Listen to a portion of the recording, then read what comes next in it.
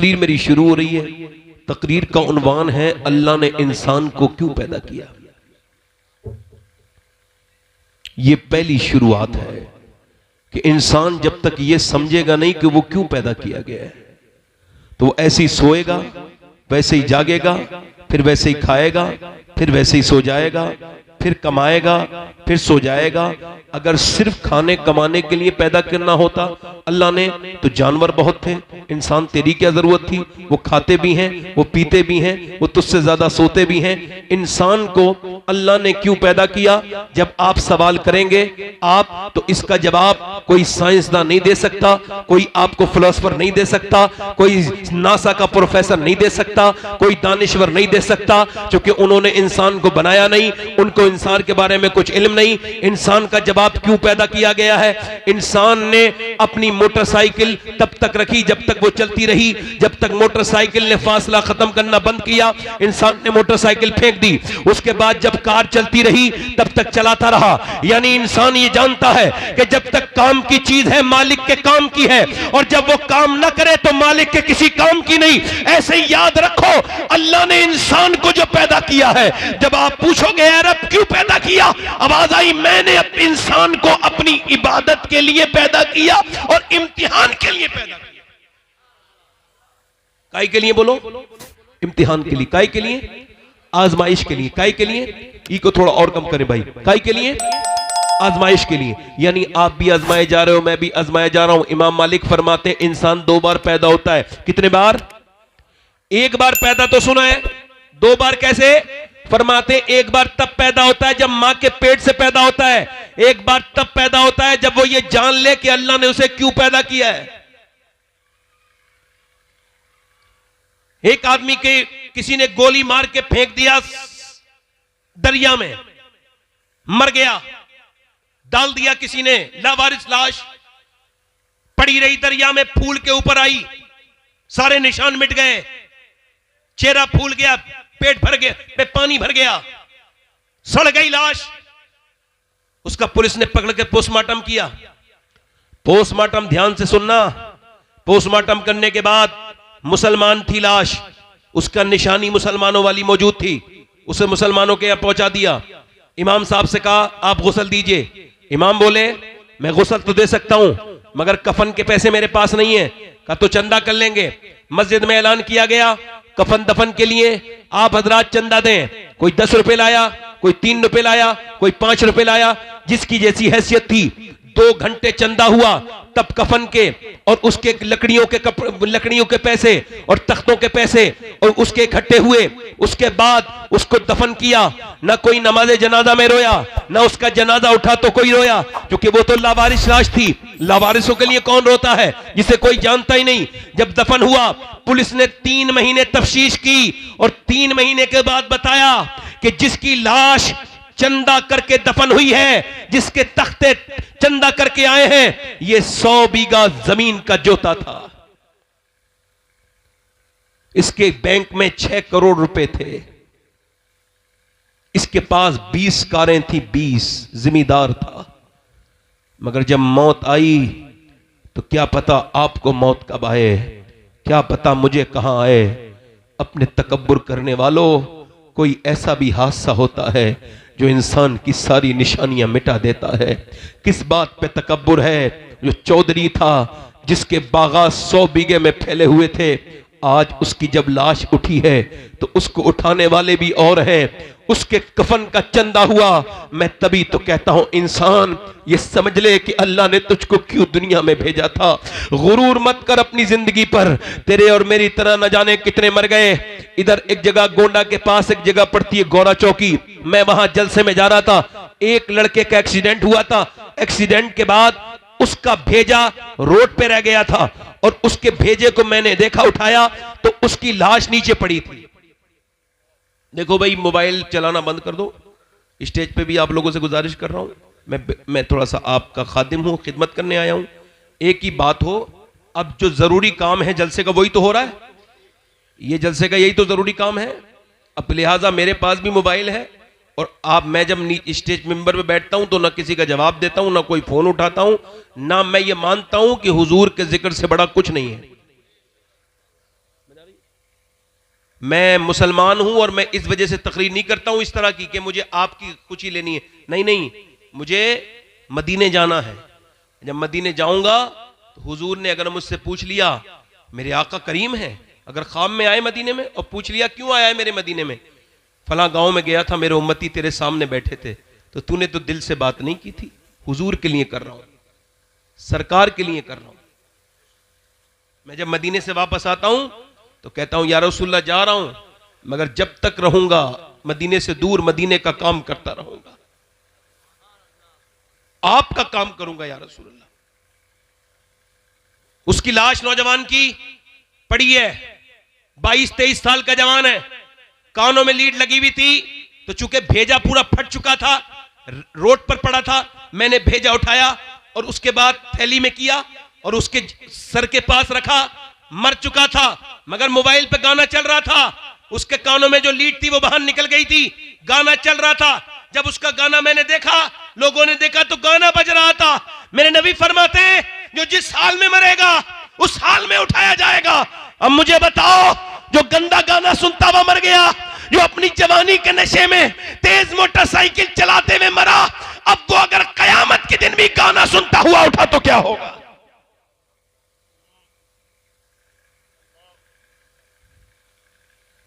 इंसान ने ये समझ लिया कि यूं ही पैदा कर दिया गया। ना ना मेरे दोस्त, ना ना।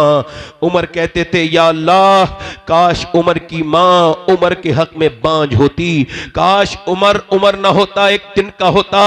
ये आखिरत का हिसाब व किताब, ये कब्र और हश्र के मामलात कितने सख्त हैं, चूंकि तुम्हें आपको और मुझे पता नहीं, इस वजह से डरते नहीं। मेरे दोस्त, मेरे भाई, इस तरफ देखो, मेरी अम्मी आयशा फरमाती हैं, जरा गौर करो, आज ऐसे ही वक्त गुजरता चला जा रहा है। कोई चौराहे पे वक्त गुजार गया, कोई मेरी बहन बेटी अम्मियां बुराइयां करने में वक्त गुजार दिया, कुछ गीबत करने के लिए वक्त है औरतों के पास, मर्दों के पास, चौराहे पे बैठ के बातें करने का वक्त है, मगर अल्लाह का जिक्र करने का वक्त नहीं। मेरे नबी फरमाते हैं जन्नत में जब जन्नती चले जाएंगे और जब उनको जन्नत दे दी जाएगी तो जन्नतियों को कोई अफसोस नहीं होगा। ये मुझे बताओ, जन्नत अल्लाह जिसे दे देगा उसे कोई अफसोस होगा?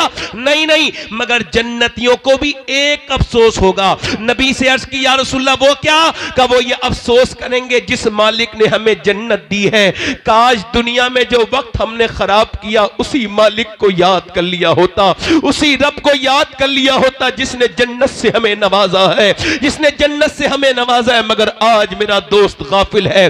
सूरज निकलता है तो कहता है इंसान आज मैं निकल गया हूं, जो तुझको करना हो वो कर ले, मैं आज आया हूं, आज के बाद नहीं आऊंगा। जब दिन डूबता है तो कहता है मैं गया, अब हिसाब के दिन आऊंगा, आज के बाद नहीं आऊंगा। सुबह हुई, शाम हुई, मौत के करीब चलते चले जा रहे हैं, लम्हा व लम्हा कब्र के करीब होते चले जा रहे हैं। ऐ मेरे दोस्त तौबा कर ले, ऐ मेरे भाई तौबा कर ले। आजा मेरे भाई, ये समझ ले अल्लाह ने तुझको क्यों पैदा किया, ये समझ ले। मैं आपको बताऊं, अपने पड़ोसी मुल्क में एक लड़का गाना गाता था, गाना गाते गाते मशहूर हो गया। 16 साल की उम्र में गाना गाते गाते बड़ा आदमी बन गया।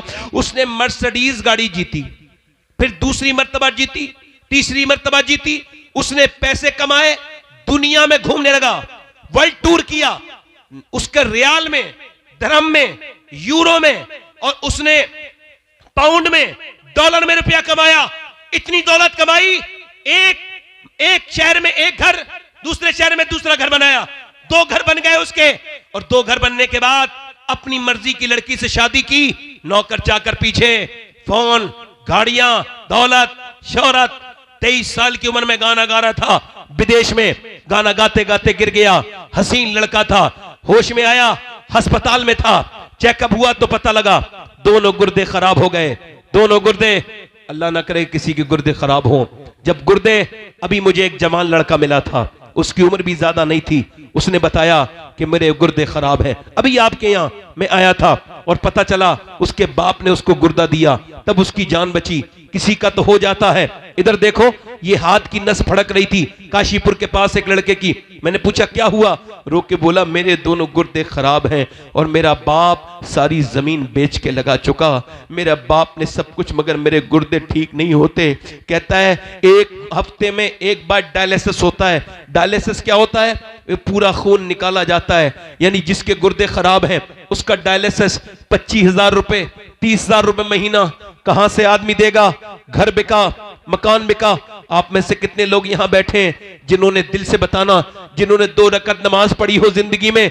अगर नहीं पढ़ी हो तो जाके पढ़ लेना, वुजू करना, अल्लाह के सामने कहना, ऐ मेरे मालिक मेरे गुर्दे ठीक है, तेरा शुक्र है। जरा गौर तो करो आप। मुझे कश्मीर में टेलीफोन आया तकरीर करने के लिए, मैंने कहा मेरे पास वक्त नहीं।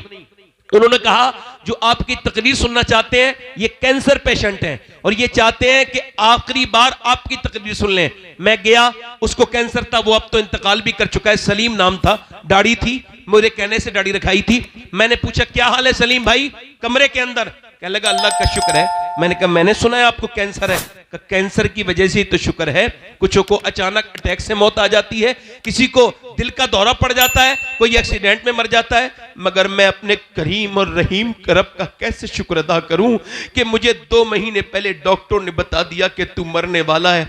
अब जब 2 महीने के बाद अंधेरी कब्र में जाना है तो मैं तो एक कमरे में नहीं रह सकता, अंधेरी कब्र में कैसे रहूंगा? तो उसके सामने फूट के रोता हूं रात को। मैंने जब तक कैंसर की खबर नहीं सुनी थी तब भी नमाजें पढ़ी थी, मगर जब से कैंसर की खबर सुनी है अब बड़े आंसू निकलते हैं। सजदों में बड़ा मजा आता है, बगैर आंसुओं का सजदा क्या सजदा है? सजदा तो आंसुओं वाला है, बगैर मजे का सजदा क्या सजदा है? क्या सजदा है? कभी सरवा सजदा तुम्हें हुआ कहीं तो जमीन से आने लगी सदा, तेरा दिल तो है सनम आशना, तुझे क्या मिलेगा नमाज में? तूने कभी अपने रब को रब नहीं कहा, ये मुझे बता, मैं तुझसे पूछता हूं मेरे दोस्त, मैं तुझसे पूछने आया हूं, हाँ मेरे जवान तुझसे ही पूछने आया हूं। वो रो के कहता है सैयद साहब मैं अपने रब के सामने रोता हूं, या अल्लाह 2 महीने के बाद मैं कब्र में जाऊंगा, मैंने गुनाह बड़े किए हैं, छुप छुप के मुझे माफ कर देना। हाय जरा गौर तो करो, सोचो तो, देखो तो। एक आदमी को अस्पताल में भर्ती किया गया, उसको सांस लेने में दिक्कत हो रही थी, और जब सांस लेने में दिक्कत हुई, जब उसको अस्पताल में भर्ती किया गया, 1.5 दिन में ठीक हो गया। बिल आया 90,000 का, डॉक्टर को देख के रोने लगा। डॉक्टर ने कहा बड़े मियां पैसे ज्यादा लग रहे हैं, कम कर दूं? कहा नहीं पैसे की बात नहीं है, अल्लाह ने इतना नवाजा है कि दोनों तेरे पूरे अस्पताल खरीद सकता हूं, खड़े खड़े, यहां से उठूंगा मैं नहीं, पूरा अस्पताल खरीद दूंगा। कहा फिर रोते क्यों हो? कहा इस वजह से रो रहा हूं, सांस लेने में दिक्कत हुई, 1.5 महीने तेरी 1.5 दिन तेरी सांस से मैंने, तेरी हवा से मैंने सांस लिया, तेरी मैंने ऑक्सीजन से सांस लिया, तेरी मशीन से, तूने 90,000 का बिल बैठा दिया। मगर कभी मैंने सोचा ही नहीं, 80 साल का बूढ़ा हूं, अल्लाह की हवाओं में सांस ले रहा हूं, मैंने कभी सोचा ही नहीं सांस लेना कितनी बड़ी अल्लाह की नेमत है। जाओ अस्पतालों में, कॉस्मोस में जाके देखो, जाओ साई में जाके देखो, अस्पतालों में सांसें नहीं आ रही, लोगों को वेंटिलेटर पे पड़े हैं, उन्हें रोज देखने अस्पतालों में जाया करो, कब्रिस्तान जाया करो। नेक तकरीरों से नहीं बनोगे, अपने अंजाम को सोचोगे तब बनोगे। कि आखिर देखो तो बीमार कैसे दुआ करता है मुझे सेहत मिल जाए। अल्लाह अकबर। मेरे दोस्त ये बता, तेरा गुर्दे का इलाज हुआ तूने लाखों लगा दिए, तेरा दिल का इलाज हुआ तूने लाखों लगा दिए, तेरा शुगर का इलाज हुआ लाखों लगा दिए। अरे जिसने तुझे गुर्दे का इलाज किया उसे लाखों दे दिए, जिसने गुर्दे दिए हैं उसके सामने कभी सजदा भी नहीं किया, उस रब को कभी करीम भी नहीं कहा, कभी कहा ही नहीं 2 रकअत नमाज पढ़ के अल्लाह तेरा शुक्र है।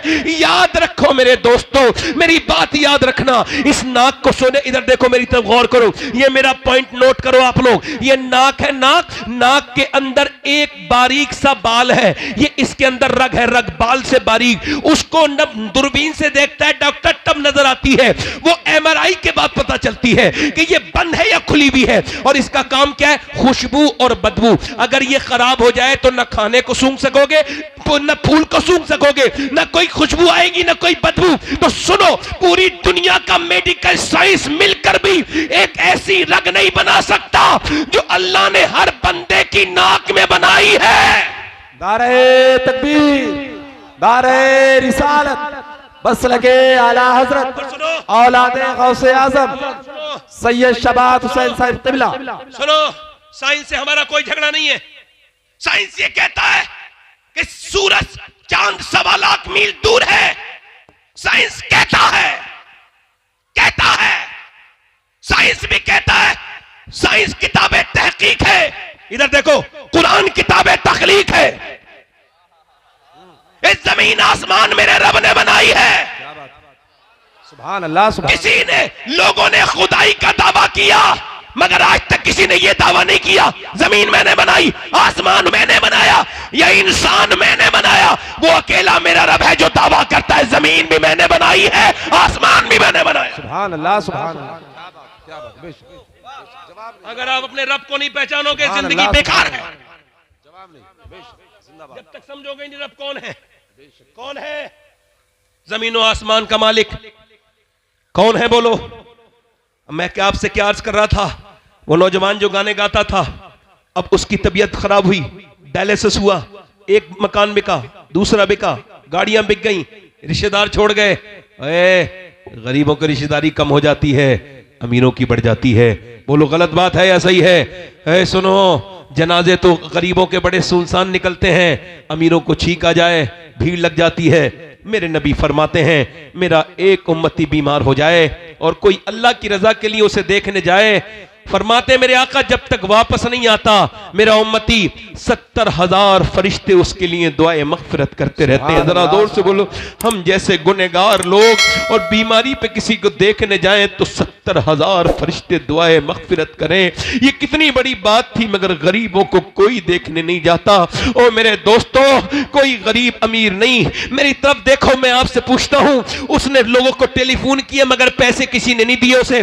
कल तक तो लोग उसके साथ तस्वीर लेना चाहते थे। क्या शोहरत पे तकब्बुर है, क्या जमीन पे तकब्बुर है? अल्लाह ने नवाजा है तो गुरूर मत करना, किसी पे अपना धौंस मत जमाना, बल्कि अल्लाह ने नवाजा है तो मस्जिद में जाना और सजदा करके नाक रगड़ना अल्लाह के सामने और कहना मालिक मैं इस लायक नहीं था। अपने पुराने वक्त को याद करना, किसको वक्त को याद रखना? पुराने वक्त को याद रखना और कहना मालिक मैं इस लायक नहीं था, तूने मुझे नवाज दिया, मेरी हस्ती ये नहीं थी। अगर ऐसे कहोगे तो अल्लाह बहुत नेमतें बढ़ाएगा। वो तकब्बुर करने वालों को पसंद नहीं करता। वो सुनो, उसकी मौत करीब आने लगी।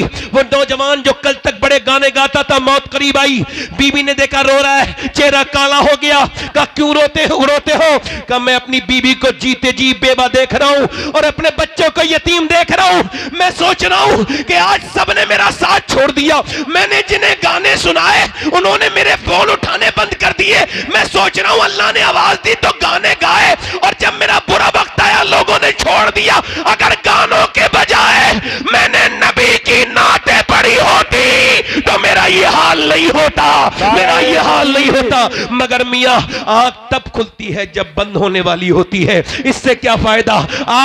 आज ले उनकी पनाह, आज मदद मांग उनसे। मेरे दोस्त, इम्तिहान का मतलब क्या है? तू सुबह फजर का वक्त है, तू सो रहा है नौजवान, नींद ने बड़े अच्छे से अपने तौर पर कब्जा जमाया हुए है और बिल्कुल सर्दी भी बड़ी सख्त है। तू लिहाफ के अंदर से अपना एक हिस्सा भी निकालना नहीं चाहता, बल्कि तू दबा रहा है, किधर से हवा आती है उधर से भी अपना कपड़ा दबा रहा है। मगर अचानक अजान की आवाज हुई।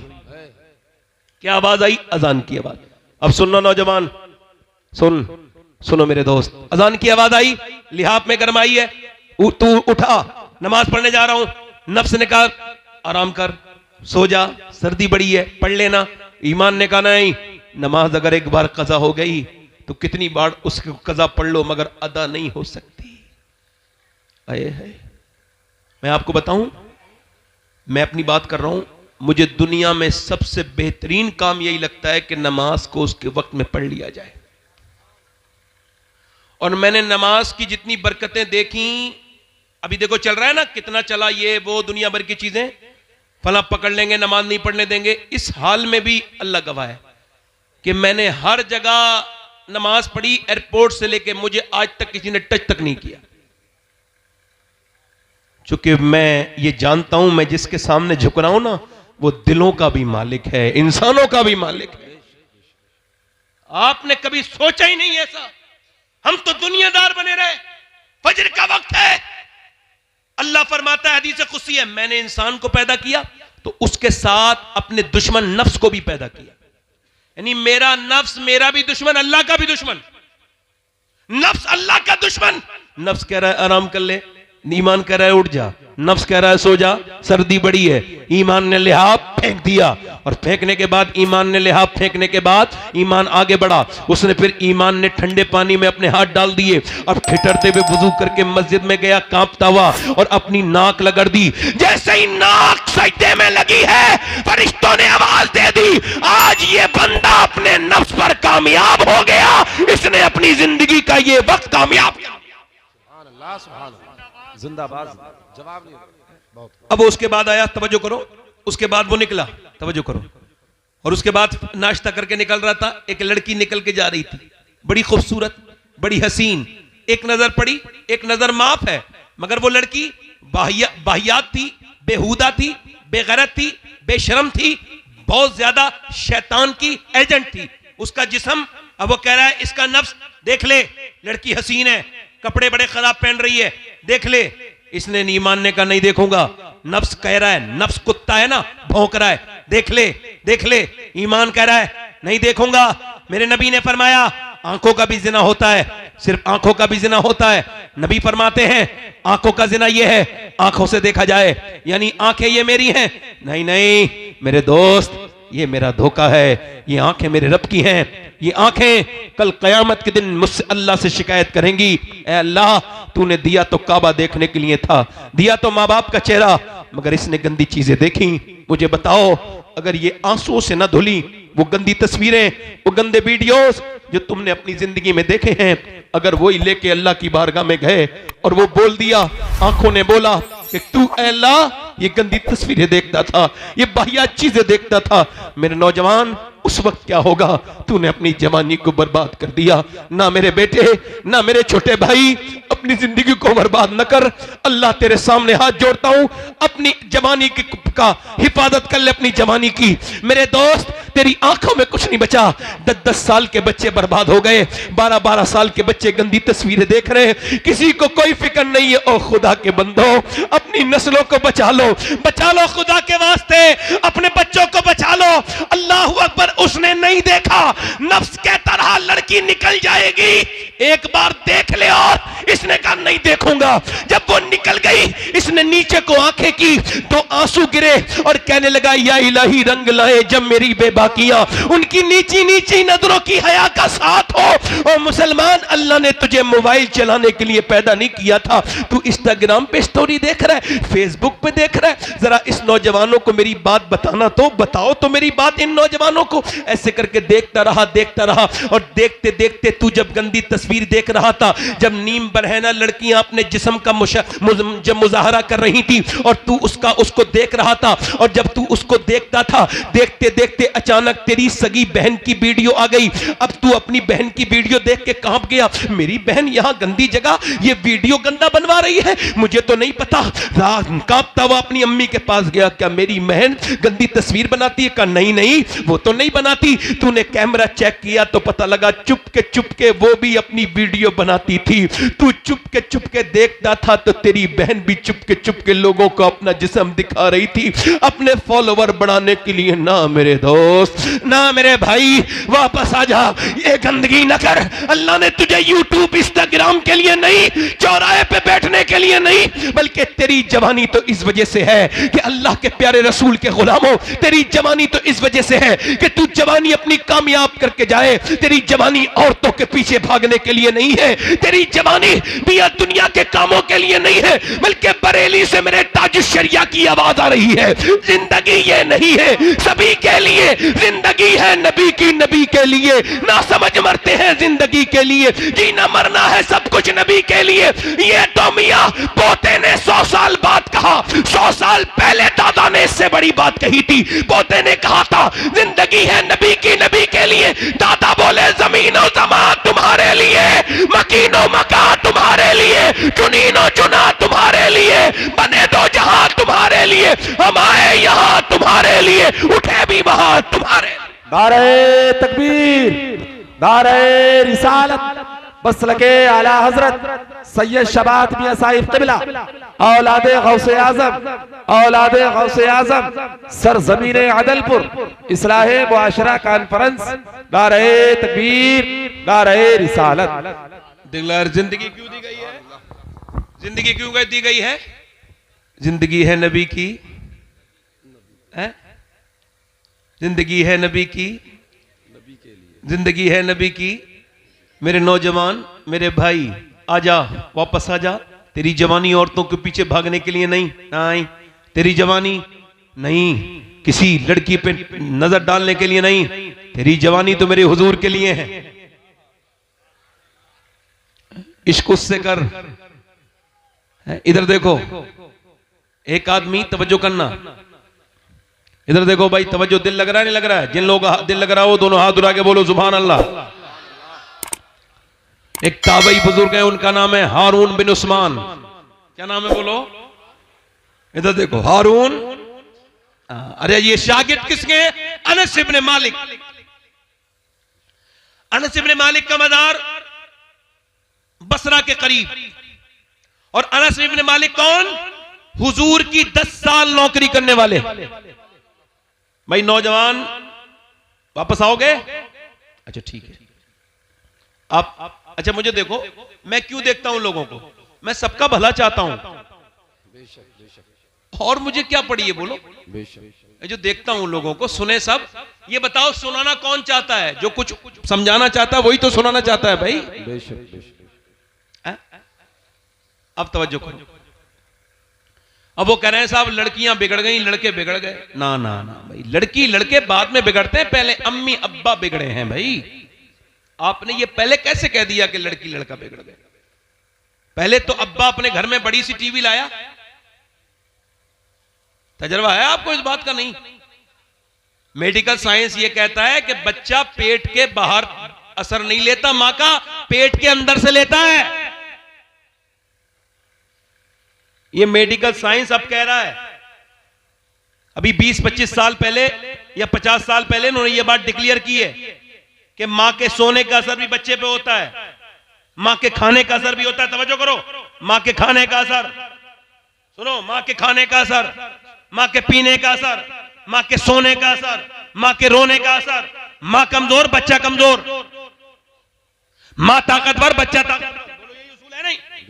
डॉक्टर कहते हैं टेंशन मत लेना, टेंशन लोगी तो बच्चे पे असर हो जाएगा। बल्कि ये जो अपनी बीवियों को मारते हैं इनके लिए बता रहा हूं, अभी रिसर्च हुआ है। ये जो बीड़ियां पीते हैं, बीड़ियां, इन्हें भी बता देना। ये जो सिगरेटें पीते हैं इन्हें भी बता देना। जो सिगरेट अपनी बीवी के सामने, हामला के सामने पिए और बीड़ी पिए, उसका बच्चा अच्छा ज्यादातर जो है वो दिमाग के मामले में वो बहुत कमजोर पैदा होता है। ये जहर है, किसी का छोड़ा हुआ धुआं अगर नाक में आ जाए तो। वैसे मर्जी आपकी है, मेडिकल साइंस है। एक साहब करे गुटखे खाने से कुछ नहीं होता। अब जब उनका कैंसर हुआ तो किसी ने पूछा क्या हुआ? बोले यार मेरा बड़ा देर में आग खुली। एक दो गुटखा खाने से थोड़ी हो जाएगा, हल्के हल्के होगा ना भाई। एक दो गुटखा खाने से, एक दो सिगरेट पीने से होगा? पूरे पूरे जबड़े कटे हुए लोगों के मुंह इतने से खुलते हैं, पूरी जिंदगी रोटी नहीं चबा सकते वो। अगर बच भी गए तो लिक्विड ही पिएंगे। और अपनी जानों को हलाक कर रहे हैं मेरे दोस्त, अपने लिए नहीं तो अपनी बच्ची के लिए, अपनी बीबी के लिए, अपने बच्चों के लिए। आपको पता है, ये एक अस्पताल में मैं गया कैंसर मरीज को देखने, तो कैंसर के मरीज ऐसे करके ढके हुए, ऐसे। अब जब ऐसे करके ढके हुए थे, समझ रहे हो? अब उन्होंने ऐसे करके खोला डॉक्टर के पास जाने से पहले, तो डॉक्टर के वो आया कंपाउंडर, उसने कहा खोलो, खोला तो उसने स्प्रे मारा। स्प्रे से उसके कीड़े झड़ने लगे नीचे को, जो कीड़े थे छोटे छोटे नीचे को गिरे। उसने दिखाया नीचे कीड़े गिर रहे थे। और उसके बाद उसने उसके अंदर खुशबू मारी, स्प्रे मारा खुशबू का। अब डॉक्टर देखेगा, ये जो डॉक्टर है ना कैंसर देखने वाला, इसे तेरी जिस्म की बदबू पसंद नहीं। तूने जरा से शौक में ये क्या कर बैठा मेरे जवान? तेरे नबी ने तो ये कहा था कि तू वुजू करे तो 3 बार कुल्ली करना। इस्लाम ने तो ये कहा था कि जब तू सोए तो मिसवाक करके सोना, और जब उठे तो पहला काम मिसवाक करके। और तूने अपने मुंह में ये गंदी चीजें रख ली, तू गुटखे खा के सो गया। ओ मेरे दोस्त, नहीं नहीं मेरे भाई, नहीं। मैं क्या कह रहा था, मां बाप का असर पैदा होने के बाद नहीं। हार्वर्ड ने रिसर्च किया कि बच्चे पागल कौन हो जाते हैं? पैदा पागल होते हैं पैदा होते ही। वो बेकार होते हैं। उन्होंने कहा ये वो बच्चे हैं जब अपनी मां के पेट में थे, इनके बाप ने इनको मारा, जब मारा तो पेट के बच्चे पे असर हुआ, वो पागल पैदा हुआ। इसका मतलब ये है कि जब और डॉक्टर के पास जाती है औरत और डॉक्टर कहता है तुम अगर चाहती हो बच्चा ताकतवर पैदा हो तो ऐसा करना कि तुम ऐसा करना, ज्यादा आयरन की चीजें खाना, जैसे बादाम खाओगी आयरन है, जैसे आप खाओगी सेब खाओगी आयरन है उसके अंदर। अगर आप ये चाहती हो कि आपका बच्चा ज्यादा विटामिन सी लेके पैदा हो तो उसके लिए आप लीमू को चूसना, लीमू पीना और संतरा खाना। आप ये चाहती हो बच्चे के अंदर विटामिन डी बढ़े तो ज्यादा अमरूद खाना, और धूप में बैठने से विटामिन डी बढ़ती है। और मेरी बहनें सुने कि जब अल्लाह का बनाया हुआ सेब, संतरा, अनार, अमरूद अगर मां खाए तो बच्चे पे असर हो जाए, तो क्या अल्लाह का कुरान मां पढ़ेगी तो बच्चे पे असर नहीं होगा? क्या बात है। नारे तकबीर, बोलो तो सही। नारे रिसालत। बहुत खूब, बहुत खूब। जवाब नहीं। बोलो होगा। इधर देखो ये पानीपत है, पानीपत ज्यादा दूर तो नहीं अपने यहां से ऐसे ही होगा 250 किलोमीटर पानीपत। दिल्ली से 80 किलोमीटर है, 90। वहां एक बच्चा पैदा हुआ, एक दिन रोया, 2 दिन रोया, 3 दिन रोया, 4 दिन रोया। 1 हकीम, 2 हकीम, 3 हकीम, 4 हकीम, 5 हकीम, हकीमों ने देखा ठीक नहीं हुआ। 1 महीने के बाद फखरुद्दीन बहाउद्दीन जकरिया मुल्तानी के दामाद गुजर के गए। उन्होंने जब आवाज सुनी कहने लगे ये बच्चा रो नहीं रहा है, का फिर अल्लाह को याद कर रहा है, वली है अल्लाह का वली पैदा हुआ ये बच्चा। लोगों ने कहा कैसे? कहा आओ जाके घर दिखाता हूं। पहुंचे, कोई है? बाप निकल के आया, जी ये आपका बच्चा रो रहा है? कहा मेरा ही बच्चा है। कहा ये वली है? का दिमाग ठीक है? ना सोया है ना सोने दिया है, वली कह रहे हो? डॉक्टरों के पास लेके पागल हो गया। कहा मेरी गोद में लाके दो, उसे परेशान ना करो। गोद में लाके दिया, एक कान में कुछ पढ़ के दम किया, सुनना अल्लाह तुम्हें औलादे दे तो ख्याल रखना बीबी क्या कर रही है। जब उसके पेट में बच्चा है तो कानों में एक कुछ पढ़ के सुना, दूसरे में कुछ पढ़ के फूका, दम किया, बच्चा खामोश। कहने लगे साहब क्या पढ़ दिया? दवाइयों से ठीक नहीं हुआ, आपने कानों में क्या पढ़ के दम कर दिया? बाद में बताऊंगा, पहले ये बताओ क्या इसकी मां कुरान की हाफिजा है? कहा इसकी मां का नाम जमाल फातिमा है, उमर फारूक आजम की नस्ल से है। वो 24 घंटे में एक कुरान खत्म कर देती है, यानी 24 घंटा पूरा नहीं होता इसकी मां का कुरान पूरा हो जाता है। वो बुजुर्ग बोले तो सुनो, जब ये अपनी मां के पेट में था ना तो उसने उठते बैठते चलते फिरते रोटी बना के ऐसा कुरान पढ़ा कि पेट के अंदर बच्चे की कुरान सुनने की आदत हो गई। जब बच्चा पैदा हुआ मां जचगी में गंदगी में चली गई, कुरान उसने पढ़ा नहीं। बच्चे को कुरान की भूख लग रही थी, तुम 1 महीने से दवाइयां खिला रहे थे, मैंने एक कान में एक आयत पढ़ी, दूसरे में दूसरी पढ़ी, बच्चा खामोश हो गया। उसी बच्चे का नाम शरफुद्दीन बू अली शाह कलंदर पानीपती है। सुनो, जब मां पानीपत में कुरान सुना है तो बच्चा पानीपत में बू अली शाह कलंदर बनता है, और जब मां मदीने में कुरान सुना है तो बेटा करबला की जमीन पर सर कटने के बाद नेज़े पे चढ़ के कुरान सुनाता है और कहता है मां अगर फातिमा होती है तो बेटा हुसैन। नारे तकबीर, हाथ उठा के नारे तकबीर, नारे रिसालत। बस लगे आला हजरत उलमाए अहले सुन्नत औलादे गौसे आदम सैयद शबात हुसैन साहिब क़िबला। ये कुरान तो इस कौम ने जने कहां रख दिया? जवाब नहीं। ये कुरान तो मेरे नबी का सबसे बड़ा मोजज़ा। सुभान अल्लाह। बहुत जवाब नहीं। कुरान, जो कौम कुरान को नहीं पढ़ेगी उसे बर्बादी से कोई नहीं रोक सकता। अब मियाँ का दिया हुआ तावीज 3 बार उसमें मोमजामा हो गया। मैं किसी मियाँ का मुखालिफ नहीं, एक जगह में मियाँ लोगों के खिलाफ बोल रहा था, खराब मियाँ के खिलाफ, तो अच्छे मियाँ बोले मान गए। मैंने कहा चोर की दाढ़ी में तिनका। मियाँ का तावीज इधर देखो, कहां चले भाई? अच्छा आना, मैं कयामत तक यहीं बैठा हूं, दुरूद शरीफ पढ़ लीजिए आप लोग। मतलब 1 घंटा आदमी बैठ नहीं सकता, खत्म कर दूं भाई? दिल लग रहा है? लग रहा है दिल? हाँ बोलेंगे नूर भाई, आपको ट्रेन भी पकड़वाएंगे, बोलेंगे जोर से बोलो सुभान अल्लाह, दिल लगा के बोलो। मैं क्या अर्ज कर रहा था, मेरी तरफ देखो। अब वो मियां का तावीज तो मोम जामा करके लगा दिया गले में, और उसको तो खूब इतर भी लग रहा है, और जो हुजूर का कुरान था उसको अलमारी में रख दिया। उसकी तो जुमे के दिन भी गर्द नहीं छुटी। हाय हाय यार, वो जमाने थे। इधर देखो, कुरान तो वो चीज है, ये उलमा बैठे हैं। कुरान तो एक गैर मुस्लिम लड़की की एक मुसलमान लड़की दोस्त थी बचपन में, तो वो मुल्लानी के यहां कुरान पढ़ने जाती थी तो वो भी इसके साथ जाने लगी। खैर हल्के हल्के उसने नाजरा पढ़ लिया कुरान पूरा। गैर मुस्लिम की लड़की ने, तवज्जो है कि नहीं? जी जी ध्यान से सुनना, गैर मुस्लिम की लड़की ने नाजरा कुरान पढ़ लिया।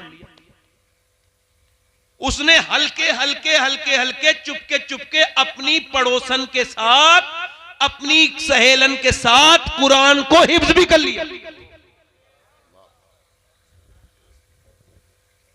यानी एक गैर मुस्लिम की लड़की, मैं कौम का नाम नहीं ले रहा हूं, हालात ठीक नहीं है, मगर सुन लो, गैर मुस्लिम लड़की, बुतों के पुजारी उसके घर वाले, मैं तुम्हें कुरान का मौजज़ा दिखा रहा हूं। कुरान को जो छोड़ दिया ना, ये कुरान को छोड़ना इस कौम की तबाही बन गया। जरा मैं सही कह रहा हूं तो बोलो जरा। वैसे मैं किसी के बोलने से फर्क नहीं पड़ेगा, मुझे पता है मैं बात सही कह रहा हूं। अगर कोई मुझे दाद नहीं देता तो मुझे उसकी अकल पे अफसोस होता है, अपनी तकरीर पे अब नहीं होता। हाँ, वो जमाना था, अपडेट हो गया हूं। तो वो जो है कि नहीं, कुरान पढ़ते पढ़ते वो लड़की जवान हो गई। उसका रिश्ता बड़े कट्टर आदमी के साथ हुआ जो मुसलमानों से बड़ी नफरत करता था। जब बारात आने लगी, शादी का वक्त ठहर गया, तो उसने अपनी उस्तादनी से कहा, उस्तादनी आपा, मैंने कुरान हिफ्ज तो कर लिया और दिल में मैंने कलमा भी पढ़ लिया है, मगर अगर मैंने बता दिया तो मेरे घर वाले मुझे मार देंगे, मेरे घर वाले मुझे। तो उसने कहा कि तू शादी कर, जाओ उसके साथ, गैर मुस्लिम के साथ, अल्लाह तेरा इंतजाम करेगा और तू जिस कुरान की हाफिजा है वो खुद तेरी हिफाजत करेगा। कुरान, सुभान अल्लाह सुभान अल्लाह। वो गैर मुस्लिम के साथ चली गई। उसकी उस्तादनी ने तोहफे के नीचे छुपा के कुरान रख दिया और कहा मैं ये चाहती हूं ये मेरी शागिर्द वहां जाकर इस कुरान को खोले। अब वो कुरान जब वो नौकरी पे चला जाता तो वो कुरान पढ़ती और दुआ करती, या अल्लाह मेरे शौहर को भी ईमान की तौफीक दे दे। मगर वो था बड़ा कट्टर, मुसलमानों से नफरत करने वाला, बड़ी नफरत करता था। मगर अल्लाह के इंतजाम, उसको एक दिन घर आया, बीवी के सामने रोने लगा। बीवी ने कहा क्या हुआ? कहने लगे कई दिन से तबीयत खराब थी, अस्पताल में चेकअप करके आया हूं तो डॉक्टर ने कहा कैंसर आखिरी स्टेज में है, अब तुम बचोगे नहीं।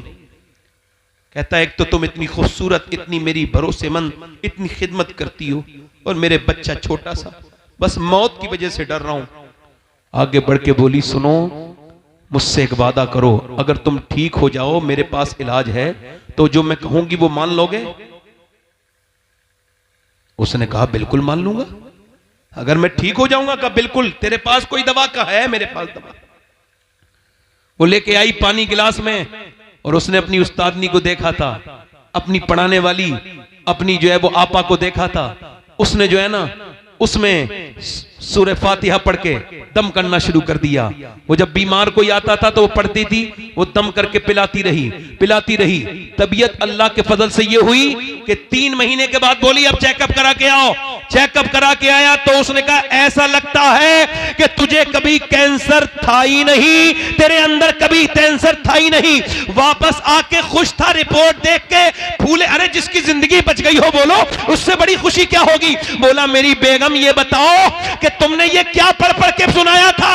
कि तुम जिस इस्लाम से नफरत करते हो, ये उसी का कुरान मैंने पढ़ के सुनाया था, उसी रब का कुरान। अब तुमने मुझसे वादा किया था कि तुम कलमा पढ़ोगे। वो आगे बढ़ के बोला बिल्कुल, मैं बिल्कुल जिसे मैं नहीं मानता हूं उसकी किताब ने मुझे बचा दिया। जब मैं मानने लगूंगा तो फिर हाल क्या होगा? कलमा पढ़ के मुसलमान हो गया, फिर वो मुसलमान, उसका खानदान मुसलमान। कुरान अगर मां पढ़े तो पूरी खानदान को फायदा है। सुभान अल्लाह सुभान या रसूल।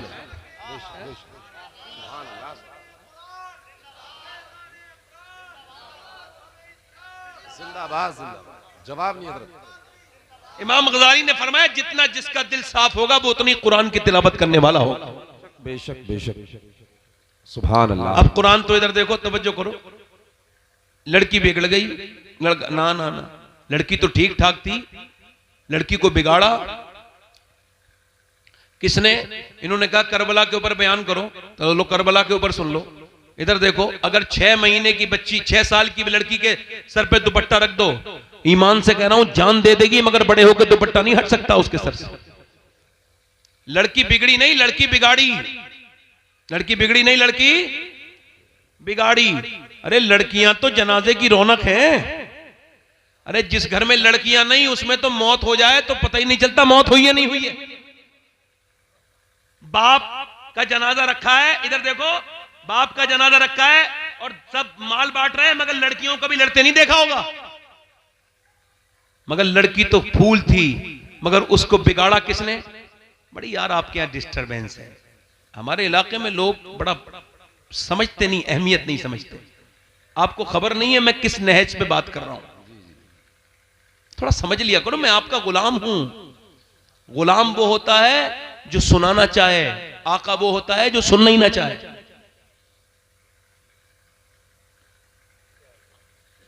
खादिम हूं, आपका खिदमत करने आया हूं। खादिम वो होता है जो पानी गिलास में लेके खड़ा हो, और आका वो होता है जो पीना ही ना चाहे। मैं सुनाना चाह रहा हूं, उधर लोग इधर उधर बात कर रहे हैं। सुन लो भाई, हो सकता है मेरा आखिरी तकरीर हो ये, हो सकता है मैं कल की तकरीर ना कर पाऊं, कोई हादसा हो जाए, मर जाऊं, तो ऐसा भी हो सकता है। आप में से भी कोई आदमी ऐसा बैठा हो जो आज ही आज है, कल को अल्लाह ना करे वो दुनिया से चला जाए, तो कम से कम कुछ दिल में बात तो लेके जाए ना यार। सुनो बात, लड़कियां घर की जीनत है, रौनक है। हुआ क्या, वो घर में टीवी आया और वहीं से शुरू हो गई वो बुराई। अब 10 साल की हुई है लड़की, गंदी तस्वीर देख रही है अब्बा के साथ, अम्मी के साथ। घर में फिल्म चल रही है, अब्बा भी वहीं बैठा है बेगैरत, माँ भी वहीं बैठी, पूरा का पूरा खानदान बर्बाद है ये। वो माँ बड़ी दिल की कमजोर है, हीरो हीरोइन जब नहीं मिल रहे ना तो अम्मी रो देती है बेचारी, दिल की बड़ी कमजोर है। और जैसे हीरो हीरोइन मिले, अम्मी खुश हो गई और अब्बा भी खुश हो गए। यही ड्रामा 10 साल देखा, उसके जज्बात बर्बाद कर दिए इन जालिमों ने। और जब उसने देखा मैं जवान हो गई, ये शादी नहीं कर रहे, वो भागी। अरे भागो तो अब्बा खुश हो जाते, अम्मी भी। जब वो भागी तो अम्मी बोली हाय मेरी नाक कट गई, मैं मुंह दिखाने के लायक नहीं रही। अरे अभी तो दुनिया में दिखाने के लायक नहीं, तू आखिरत में भी मुंह दिखाने के लायक नहीं। बेहुदा, तू जितने टीवी के सामने रोई है ना, अगर इतना अपना अल्लाह के सामने रोई होती तो तेरी बेटी भागती नहीं, बल्कि तेरी सर फख्र से बुलंद कर देती, तेरा नाम ऊंचा कर देती। बेशक बेशक, सुभान अल्लाह। नाम ऊंचा। गैर मुस्लिम खुश हो रहे हैं, इधर देखो, ये भी मेरी बात जरा नोट कर लें आप लोग। गैर मुस्लिम खुश हो रहे हैं, हमने मुसलमान लड़कियां कन्वर्ट कर ली, उनका इस्लाम छीन लिया, मुसलमान को हिंदू बना दिया, और तुम्हारी औकात ही नहीं है किसी सच्ची मुसलमान औरत का ईमान छीन लो। बेशक, तुम तो किसी कॉलेज में पढ़ने वाली वाहियात किस्म की बेहुदा, किसी बेगैरत माँ की लड़की को तुमने छीना होगा, वरना जिसे इस्लाम मिल जाए वो जान तो दे सकती है मगर ईमान नहीं दे सकती। बेशक बेशक, मुझे भी बड़ा अफसोस होता है कि गैर मुस्लिमों घर चली गई, मैं रोता तक हूं इस बात पर, मगर फिर भी ये बात कह रहा हूं, जिसे सही मानों में इस्लाम मिल जाए वो जान दे सकती है मगर ईमान, जान दे सकती है मगर ईमान। ये जितनी भागने वाली हैं, एक लड़की गैर मुस्लिम के साथ गई थी, मैंने उससे पूछा था ये बता सैयदा फातिमा को जानती है? बोली ये कौन है? हंसना नहीं। मैंने पूछा सैयदा खतीजा को जानती है? बोली मुझे नहीं पता कौन है, बस वो तो तुम्हारा स्कूल जानती थी। इस्लाम जो जान जाए, मैं कह रहा हूं दूर मत जाओ, प्रैक्टिकल देख लो, इस्लाम जो कबूल कर ले वो जान देता है, ईमान नहीं। तुम फिलिस्तीन को देख लो, फलस्तीन में 7,000 बच्चे, कितने? 10 साल से कम उम्र के बच्चे शहीद हुए। कितने? 7,000। माएं जब उठा रही हैं लाश अपने बेटे की ना, तो किसी का हाथ आ रहा है, किसी का पांव आ रहा है। आप भी बच्चे वाले हो, मैं भी बेटा वाली हूं, बेटे मेरे भी बच्चे हैं। तुम्हारे 5 साल के 2 साल के बच्चे को ऐसे उठाओ तो किसी का हाथ आ रहा है, किसी का सर उड़ गया। एक एक ब्रेड पे एक एक ब्रेड पर 3-3 लोग दावेदार हैं एक एक ब्रेड पर। हजारों लोग शहीद हो गए, किसी को तकलीफ नहीं है। कोई इदारा फलस्तीनियों के बारे में कुछ नहीं कहेगा क्योंकि वो मुसलमान है, नबी का कलमा पढ़ते हैं। किसी को तकलीफ किसी को नहीं होगी मगर गुंबद खजरा के मकी को होगी। मेरे नबी फरमाते हैं, मेरे उम्मती जब तेरे पाँव में कांटा लगता है तो मुझे तकलीफ होती है। फरमाया था मेरे हुजूर ने मदीने के हालात बिगड़े सहाबा तो मुल्क शाम चले जाना। अर्ज की हुजूर जब शाम के हालात बिगड़े कहा तो फिर मेरी उम्मत के लिए दुआ कर देना, मेरी उम्मत में बड़ा सख्त वक्त होगा। कैसा सख्त वक्त है उम्मत के ऊपर? 57 मुल्क तमाशा देख रहे हैं मुसलमानों की। उनके मोहल्ले के मोहल्ले पूरे खत्म कर दिए गए, उनके पास पीने को पानी नहीं। मगर उन औरतों का जब मैंने बयान सुना है अपनी बहनों का, बेटियों का, ये जो अपनी आदि आस्तीन के कपड़े पहनती हैं, मेरी मुसलमान उन तक मेरी ये बात पहुंचाना तुम्हें खुदा का वास्ता है। उन तक बताओ जो अपने बेडरूम में बैठी हुई अपने आप को बंबई की हीरोइन की तरह बनाना चाहती है, उसको बताना जिसने सर से दुपट्टा फेंक दिया, जिसने नबी से मोहब्बत का रिश्ता तोड़ दिया, जिसने नबी से अपना नाता तोड़ लिया, उस बहन को, मेरी बेटी को बताना, उस 10 साल की बच्ची को बताना जिसने इंस्टाग्राम पे बाल खोल के स्टोरी बनाना शुरू कर दी है। उस 15 साल की 20 साल की लड़कियों से मेरी बात ये उन तक पहुंचाना, मेरी बेटियों तक उन तक पहुंचाना जिन्होंने इंस्टाग्राम पे अपने जिस्मों को फेसबुक पर दिखाना शुरू कर दिया कि फलस्तीन की लड़कियां ये कह रही हैं, फलस्तीन की लड़कियां ये कह रही हैं कि हम रात को सोते हैं तो बुर्का ओढ़ के सोते हैं। फलस्तीन की औरतें कह रही हैं हम रात को सोते हैं तो बुर्का का, सोने वक्त को कोई बुर्का नहीं ओढ़ता। क्यों ओढ़ती हो? का इस वजह से ओढ़ते हैं कि जब बम गिरता है तो घर हमारे मलबे में तब्दील हो जाते हैं। हम ये चाहती हैं कि जब हमारे ऊपर बम गिरे और हम जब मलबे में दबे और जब हमारी लाशें निकलें तो बेपर्दा नहीं होनी चाहिए, पर्दे में होनी चाहिए, बेपर्दा नहीं होनी चाहिए, पर्दे में। ऐ फिलिस्तीनियों तुम्हें सलाम हो, ऐ फिलिस्तीन की गाजा पट्टी की मेरी बहनों, तुमने तो हमें जीने का सलीका सिखाया मगर हम सीख न सके, हम सीख न सके। तुमने तो बहुत सिखाया मगर हम सीख न कह सके। हाय ये दुनिया लग गई, क्या समझते हो ये दिल लिए फिर रहे हो? ये कैसा दिल लिए फिर रहे हो जिस दिल में बिल्कुल दर्द ही नहीं है? ये कौन सा दिल है? ये तो जानवर से भी सख्त दिल है जिसमें किसी का दर्द नहीं। मुसलमान वो है, मेरे नबी ने फरमाया मेरी उम्मत एक जिस्म की तरह है। अगर एक जगह जिस्म में तकलीफ हो तो पूरा जिस्म मुतासिर हो जाता है। अगर किसी भी दुनिया का मुसलमान परेशान हो तो अगर तेरे दिल में परेशानी नहीं हुई तो तू फिर सही मानों में मुसलमान नहीं, तू फिर वो मोमिन नहीं जिस पर अल्लाह का इनाम उतरने वाला है। ओ मेरे दोस्त, मैं तुझसे ही पूछता हूं मेरे भाई, चल वो फिलिस्तीन की लड़कियां अपनी जगह, क्या तू अपनी बहनों को पहना सकता है दुपट्टा? क्या तू अपनी बेटी को पहना सकता है दुपट्टा? मैं तुझे बताता हूं, करबला की बात सुनना चाहते हो? सुनो। 6 साल की है ज़ैनब। कितने साल की बोलो? 6 साल की ज़ैनब। मैं खत्म कर रहा हूं, थोड़ी देर और सुन लीजिए। कुरान पढ़ रही है। हजरत अली कहते हैं मेरी शादी हुई। किसकी शादी हुई बोलो? हजरत अली। किसकी शादी हुई? हजरत अली। कितनी? किसकी शादी हुई? हजरत अली की।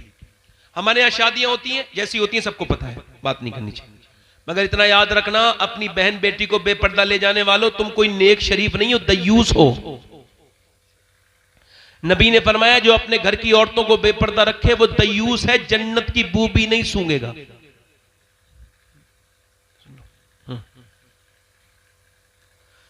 हजरत अली कहते हैं मेरी शादी होकर मेरी फातिमा मेरे घर में आई, मेरी बीबी, तो मैंने उन्हें देखते ही रोना शुरू कर दिया। तो वो बोली कि आपको शादी पसंद नहीं जो रो रहे हैं? मैं आगे बढ़ा, उन्होंने मेरा हाथ पकड़ा, क्यों रोते हैं? तो वो बोली क्यों रोते हैं? तो मैंने कहा कैसी भी लड़की हो, कितनी भी गरीब, उसके दिल की ख्वाहिश होती है जब दुल्हन बने तो एक जोड़ी कपड़े पहन ले। मैं देख रहा हूं फातिमा, आप जिस कपड़े में दुल्हन बन के आई हैं उसमें 17 पैमत लगे हुए हैं और आपको कोई अफसोस नहीं, आपको कोई तकलीफ नहीं। तो सैयदा फातिमा ने सर उठाया और कहा मेरे सरताज आप गम न करें। मेरे अब्बा फरमाते मेरी बेटी फातिमा, अल्लाह कपड़ों से राजी नहीं होता, अल्लाह तो सजदों से राजी होता है। कैसे राजी होता है बोलो? सजदों से।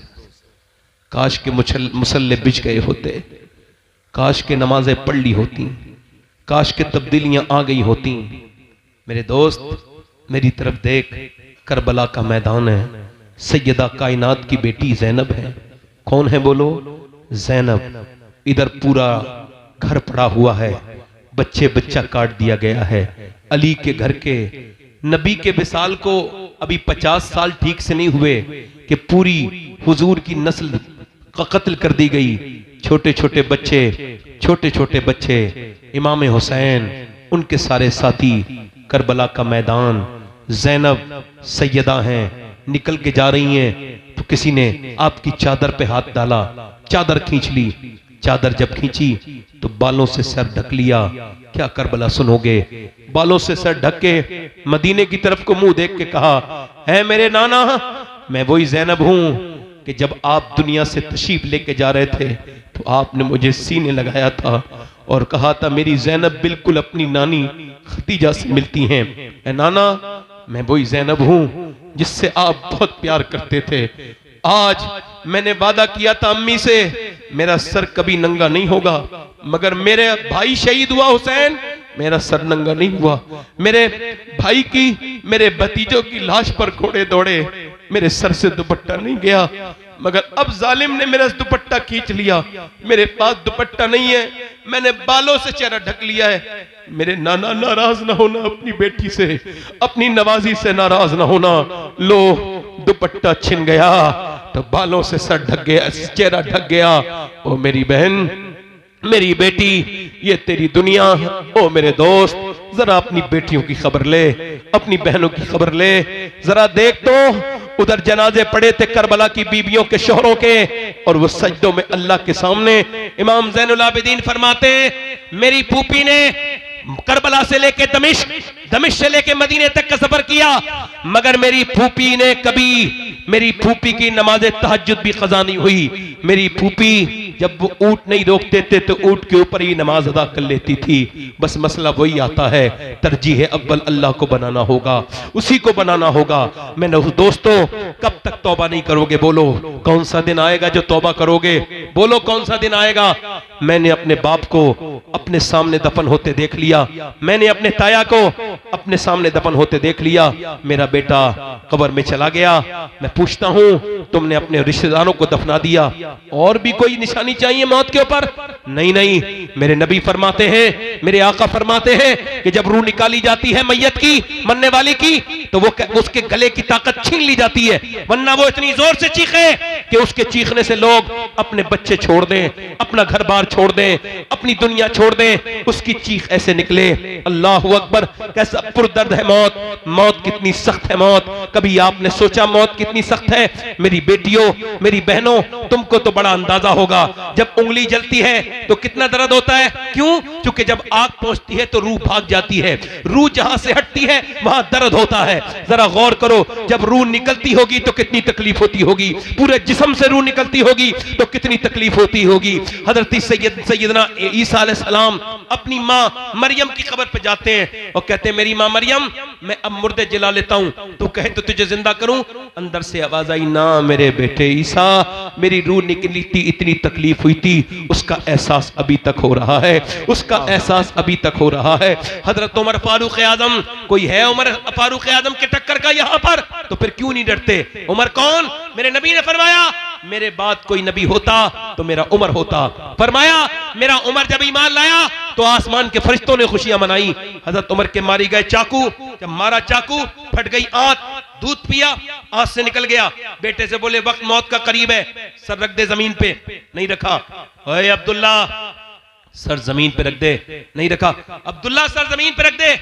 ओ बेटे रख दे। सर जमीन पे जब रखा तो अपनी नाक आपने मिट्टी में रगड़ी और कहा, ऐ अल्लाह, लोग कहते उमर ये है, उमर वो है, मगर उमर तो तेरी बारगाह का मुजरिम है, अगर उमर तो तेरी बारगाह का मोहताज है। मौत का वक्त है, अगर तूने आज उमर को न बख्शा तो उमर बर्बाद हो जाएगा, उमर बर्बाद हो जाएगा, उमर बर्बाद हो जाएगा। हाय उमर! कौन उमर? हजरत अली आए, बोले, या उमर तुम क्यों रोते हो यार? मैंने नबी से सुना है कि तुम्हारा घर जन्नत में है, तुम्हारा महल सुनहरा है, इतना खूबसूरत महल है कि मेरे नबी को पसंद आया था। अली तुम गवाही दोगे? मैं भी गवाही दूंगा, मेरा बेटा हसन भी गवाही देगा। ओ मेरे दोस्त, याद रखना जो भी आपने किया है सब लिख गया है। एक एक चीज को वो देख रहा है। वो समीन बसीर भी है, वो अलीमुल खबीर भी है, वो अल्लामुल गुयूब भी है। वो देख रहा है, वो सुन रहा है, वो जान रहा है। एक औरत मूसा अलैहिस्सलाम के जमाने में, आखिरी रिवायत, अपने मूसा अलैहिस्सलाम के जमाने में एक आदमी के पास आई, कहने लगी मेरे बच्चे भूखे हैं, बड़ी प्यास भूख है मेरे बच्चों को, कुछ दे दे। उसने कहा मैं तो औरतों का शौकीन हूं, तुझे पसंद करता हूं, रात गुजार, जिस्म पे इख्तियार दे दूंगा। उसने कहा सुन, अपना जिस्म बेचने नहीं आई, वापस गई, मगर फिर आई, कहने लगी मेरे बच्चे बेहोश होने लगे, मजबूर हूं, दे दे, रात को आ जाऊंगी, जो तेरा दिल चाहे कर लेना। तो ठीक है, पैसे लेके चली गई, खिला पिला के शाम को आई, रात को बैठी थी, जब बैठी थी ना इसके करीब कमरे में, ये इसके करीब गया जिना करने के इरादे से, हाथ जब लगाया ना, हाथ जब लगाया तो कांपने लगी और फिर उसके पसीने आए।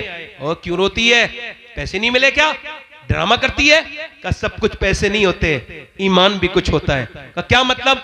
का मेरे बच्चे अगर भूखे ना होते तो मैं कभी नहीं आती। मेरा ईमान यह है कि जब मैं नमाज पढ़ती हूँ, सजदा करती हूँ, तब भी मेरा अल्लाह देखता है, और जब मैं जिना कर रही हूँ तब भी मेरा अल्लाह देख रहा है। मेरे दोस्त, मेरे नौजवान, तुझको इस बात का एहसास ना हुआ कि तू जब गलत जगह गया, किसी लड़की को गलत जगह लेके गया, किसी होटल में, किसी रूम में, तो किसी ने न देखा, मगर अल्लाह ने तो देख लिया ना तुझे, रब ने तो देख लिया ना तुझे। बोल, तुझे अल्लाह की शर्म नहीं? मेरे नबी फरमाते हैं, मेरा अल्लाह फरमाता है मेरे महबूब, मैं अगर जानी जिना करने वाले को माफ भी कर दूं, वैसे वो करीम है, मगर फरमाता है, हदीस कुदसी है मेरे महबूब, मैं जिना करने को माफ भी कर दूं और अगर उसे जन्नत भी दे दूं तो जन्नत में अपना दीदार नहीं कराऊंगा, यानी वो अपना दीदार नहीं कराएगा। इन आंखों से देखोगे जिससे गंदे नजारे देखे थे, तुम्हारे मेरे नफ्स ने मुझे बर्बाद कर दिया। इस नफ्स को पहचानो। ऐ दो नौजवानों, अपने नफ्स की ख्वाहिशों में बर्बाद ना हो जाओ, ना ना ना, अपना वकार बनाओ, अपने आप को मजबूत करो, अपने ईमान और अकीदों को। मोहल्ला रूम कहते हैं, एक चूड़ी बेचने वाला चूड़ी बनाता था सुनार सोने की, उसने एक औरत को बुलाया और उसने जो है ना अपनी, उसका बच्चा कोई नहीं था, उसने एक लड़का ले लिया, लड़का 20 साल का हो गया, एक औरत को चूड़ी पहना के घर आया। बीबी ने कहा कौन सा गुनाह किया है? कोई नहीं। दरवाजा नहीं खोलना जब तक बताओगे नहीं। बोला एक लड़की का हाथ पसंद आ गया था औरत का, मैं पकड़े रहा थोड़ी देर, फिर सोचा अल्लाह देख रहा है, छोड़ दिया। कहा अंदर आ जा। मैंने जिसे अपना बेटा बना के पाला है ना 20 साल, आज उसने मेरा गंदे तरह से हाथ पकड़ा, गंदे तरह से हाथ लगाया। मैं समझ गई मेरे आदमी ने किसी के ऊपर हाथ डाला है जिस्म पर, किसी की इज्जत पर, तो आज मेरे घर में भी हाथ डल गया। वो आदमी कांप के बोला है अल्लाह मेरी बेटी मेरी बीबी की हिफाजत कर ले।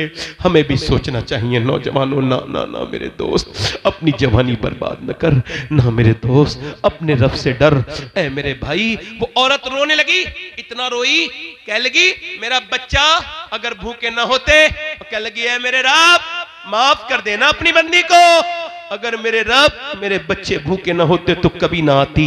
रोई, रोके, वो उसका दिल धुल गया। बोला तुझे मैं अपनी बहन बनाता हूं, पैसे दिए, वो तो चली गई, वो चली गई, वो तो चली गई, मगर वो जो था ना, वो बोला मालिक एक दिन आई थी, हाथ तक नहीं लगाया, मैं कितना गुनहगार हूं, मैंने कितनी इज्जतों पे डाके डाला है, मैंने कितनी इज्जतें लूटी हैं। सजदे में गिर गया और इतना रोया, सो गया। सुबह को दरवाजे पे दस्तक हुई, दरवाजा खोला, का कौन? आप बताओ आप कौन? का मेरा नाम तो ये है, का मैं अल्लाह का नबी मूसा हूं, अल्लाह ने तुझे सलाम भेजा है। लगा मूसा चेक कर लो, मैं इस इलाके का सबसे वाहियात गुंडा इंसान हूं, मैंने बहुत इज्जतें लूटी। का रोया भी है तू? कहा कितना? का रात रोया हूं, पूरी कहानी सुना के बोला, मेरी पूरी आंखें भीग गई थी। का कितनी? पूरा चेहरा। मूसा बोले तेरा तो पूरा चेहरा भीग गया था, मगर अल्लाह फरमाता है ऐ मेरे बंदे, तू गुनाह चाहे कितने भी कर ले, मगर इतना रोले सच्चे सच्चा कि तेरी आंख का आंसू तेरे गाल तक आ जाए, मैं सारे गुनाह माफ कर दूंगा, सारे गुनाह। ये दोस्त, ये रिश्तेदार, ये अजीज, ये हाथ झाड़ के आ जाएंगे कब्र में, मिट्टी और कोई काम नहीं आएगा मेरे दोस्त, कोई नहीं आएगा। हाथ उठा के बताओ कितने हुजूर के नाम पे गर्दन कटा सकते हो, कितनों को मौत की फिक्र है? हाथ उठा के बताओ, दोनों हाथ उठा के बोलो, हुजूर के नाम पे कौन कौन गर्दन कटा सकता है? दोनों हाथ उठा के बोलो इंशाल्लाह। हाथ गर्दन कटा दोगे? नीचे हाथ। एक दूसरे की तरफ ना देखना, मुस्कुराना नहीं। जो गर्दन कड़ा सकता है कुछ भी कर सकता है, कुछ भी कर सकता है ना। एक दूसरे की तरफ ना देख। कितने लोग ऐसे हैं जो गर्दन भी कटा देंगे और आज से मेरे नबी के नाम पे पूरी दाढ़ी भी रखा लेंगे। इस महफिल में खड़े हो जाए, खड़े हो जाए। जो नबी के नाम पे दाढ़ी रखा है वो खड़ा हो जाए। एक दूसरे की तरफ ना देखें, मुस्कुराए ना। जो पूरी दाढ़ी रखा है अपने नबी के नाम पर वो खड़ा हो जाए। आपके दाढ़ी है, जिसके दाढ़ी ना हो वो आज से कौन है जो अपने नबी के नाम पे दाढ़ी रखाएगा? नौजवान है कोई आशिक रसूल? देखो आप एक दूसरे की तरफ ना देखो, मेरी तरफ देखो, मेरी तरफ देखो जरा। अब बताओ कौन है ऐसा आशिक रसूल जो आज से अपने नबी की सुन्नत को जिंदा करेगा? है कोई? कोई ना बोले और कोई सामना बोले नहीं। जो आज से रखा है वो खड़ा हो जाए, जो अपने नबी के नाम पे है। कोई आशिक रसूल? हर नबी के दाढ़ी, हर वली के दाढ़ी। हाँ याद रखो, दाढ़ी सुन्नत है। सुन्नत से चेहरे में बरकत होती है। दाढ़ी मुड़ाने वाला खूबसूरत नहीं है, दाढ़ी रखाने वाला खूबसूरत है। कोई इस महफिल में आशिक रसूल हो, नौजवान कोई एक, जो आज से अपने नबी के नाम पे पूरी दाढ़ी रखाने की नियत करे, वो इस महफिल में खड़े होकर कहे, आज तक जिया था सभी के लिए, आज से जीऊंगा नबी के लिए। है कोई आशिक रसूल? सुभान अल्लाह। इस महफिल रसूल में है कोई आगे पीछे से दीवाना हुजूर का? देखो मुझे कोई अफसोस नहीं है। आ जाओ, आ जाओ, बाहर आ जाओ, निकल के बाहर आ जाओ। देखो आप लोग डरा मत करा करो कि मियां की इज्जत खराब हो जाएगी। जो पूरी दाढ़ी रखा है वो बाहर निकल के आ जाए भाई। आ जाओ, आ जाओ। सुभान अल्लाह, सुभान अल्लाह। आइए, उन्हें आने दो भाई, आने दो। सुभान अल्लाह। नारे तकबीर, नारे रिसालत। पूरी दाढ़ी रखाने वाला बाहर निकल के आए। और कोई आशिक रसूल है? कब्र में पहुंचोगे, ये जिनके लिए दाढ़ी मुड़ा रहे हो उधर देखो, ये सब कब्र के बाहर रहेंगे। वही नबी कब्र में तशरीफ लाएंगे जिनकी